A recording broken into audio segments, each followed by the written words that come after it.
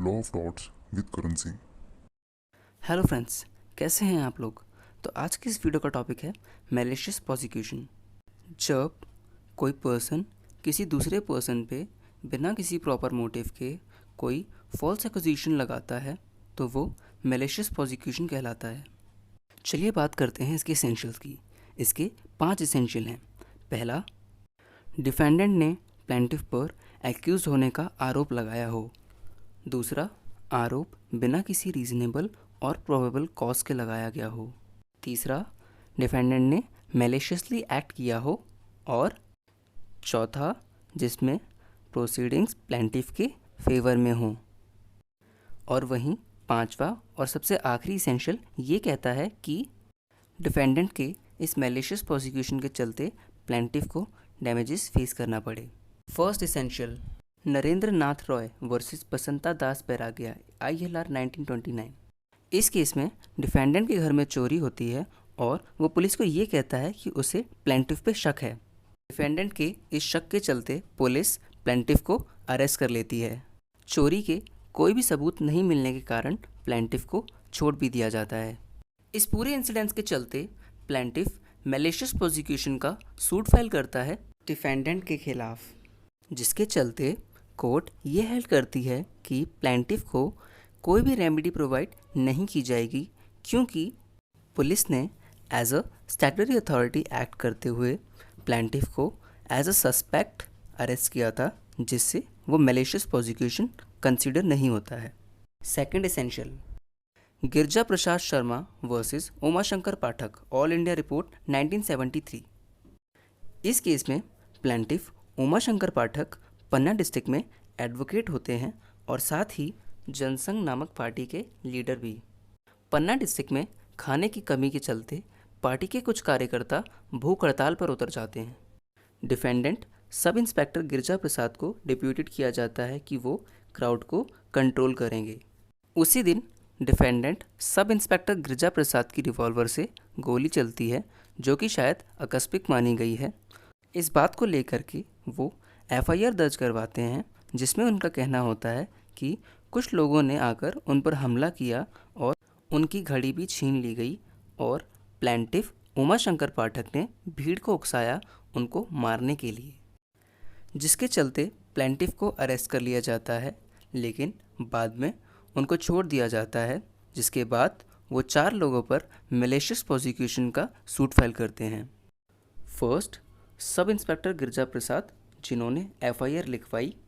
Second, Jangpali Singh station house officer Kotwali Panna, जिन्होंने FIR लिखी। Third, inspector Chandrika Prasad, जिन्होंने केस पर इन्वेस्टिगेशन की।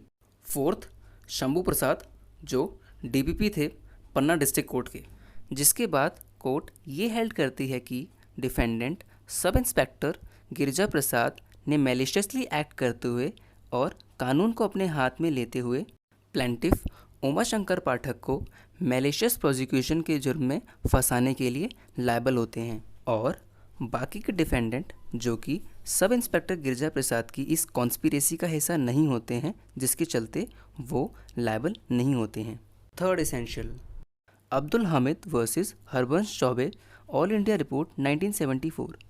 इस केस में प्लेंटिफ के घर में पुलिस को एक डेकॉइटी में चोरी हुई हंसली बरामद होती है, जो कि असल में डिफेंडेंट यानी कि स्टेशन ऑफिसर और साथ ही 2 अदर डिफेंडेंट ने मिलकर के ये मनगढ़ंत कहानी बनाई थी ताकि वो प्लेंटिफ को फंसा सकें, जिसके बाद प्लेंटिफ को रिहा कर दिया जाता है, क्योंकि डिफेंडेंट ने रॉन्ग और इनडायरेक्ट मोटिव से प्लेंटिफ पर इल्ज़ाम लगाया होता है, जिसके चलते डिफेंडेंट मैलिशियस प्रोसिक्यूशन के लिए लायबल होता है। Fourth essential, Sugan Kanwar versus Rakesh Kumar all India report 2006।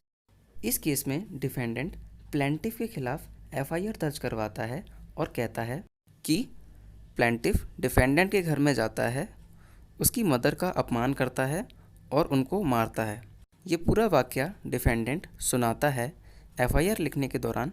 साथ ही मदर की सारी इंजरी प्रूफ भी हो जाती हैं, जिसके बाद प्लेंटिफ को अरेस्ट कर लिया जाता है और प्लेंटिफ के खिलाफ डायरेक्ट एविडेंस नहीं होने के चलते उसे छोड़ना भी पड़ता है, जिसके बाद प्लेंटिफ मैलिशियस प्रोसिक्यूशन को लेकर के सूट फाइल करता है, जिसके बाद राजस्थान हाई कोर्ट ये हेल्ड करता है कि प्लेंटिफ के खिलाफ जो एफआईआर रजिस्टर हुई थी वो गलत और बेबुनियाद नहीं थी, जिसके चलते प्लेंटिफ की इस अपील को खारिज कर दिया जाता है।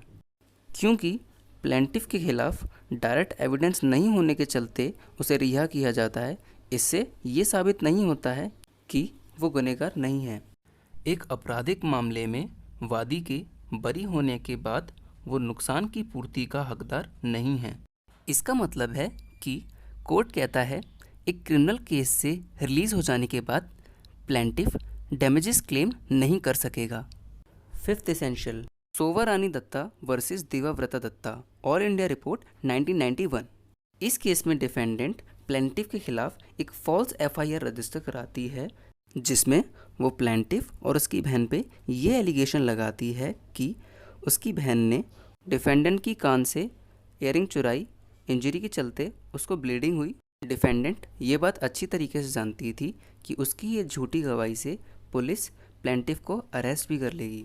डिफेंडेंट लायबल होती है मैलिशियस प्रोसिक्यूशन के लिए, जिसके चलते प्लेंटिफ को ह्यूमिलिएशन सफ़र करना पड़ा और उसको अरेस्ट भी कर लिया गया था।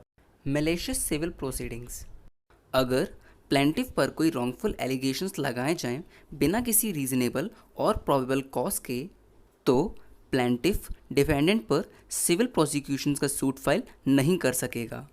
अगर प्लेंटिफ प्रीवियस केस में इनोसेंट प्रूफ हो जाता है तो साथ ही उसकी रेपुटेशन भी क्लियर हो जाती है, जो कि सफिशिएंट है। लेकिन कुछ एक्सेप्शनल केसेस में डैमेजेस रिकवर करने के लिए वो सूट फाइल भी कर सकता है जहां पर उसे एडिक्वेट एंड प्रॉपर कंपनसेशन नहीं मिला हो। Question time. ए बी पर एफआईआर लॉन्च करवाता है बिना किसी प्रोबेबल कॉज के। बी को अरेस्ट कर लिया जाता है इस जुर्म में कि उसने ए का कुछ गुड चुराया है, जो कि असल में एक रॉन्ग एलिगेशन है। क्या बी ए पर सूट फाइल कर सकता है मैलिशियस प्रोसिक्यूशन के लिए?